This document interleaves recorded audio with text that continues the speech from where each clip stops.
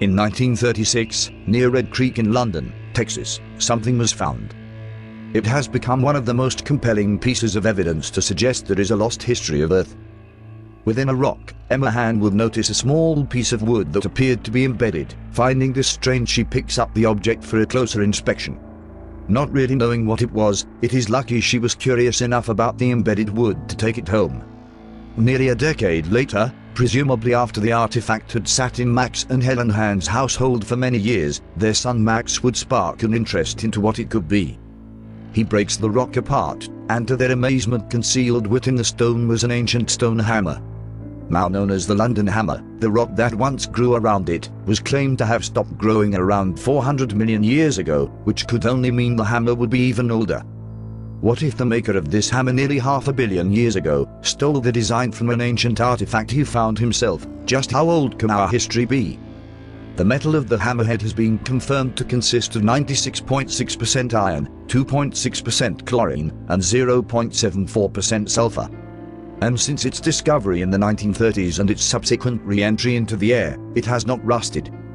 Around 1983, the hammer was acquired by creationist Carly Barth, an active advocate of Paluxy River man tracks and other alleged geologic anomalies, who began to call it the London artifact.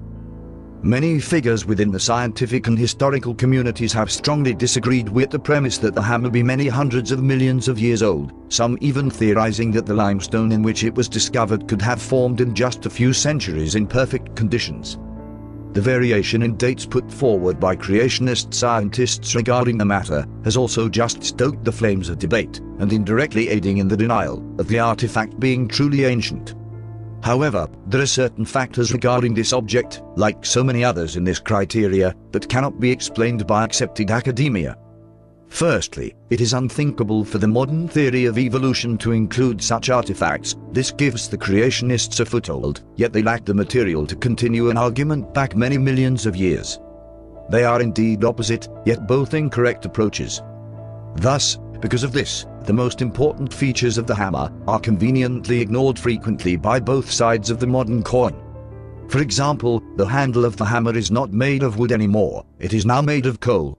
It was once made of wood, but through a natural and unrushed process, the wood has been transformed into coal.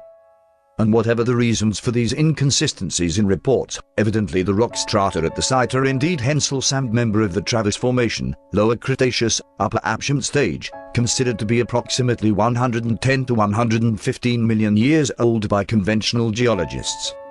This is fact, so by default the hammer is older, regardless of ulterior motives for publicizing such artifacts. The truth they can tell, no matter how reluctant it may be to your worldview, shouldn't be ignored. However, the age of the rock formation may be relevant to authenticity. It is irrelevant to the fact that the hammer does indeed exist, and that these artifacts create a proposition for historical data we should be approaching with open minds, if we are to progress as a species.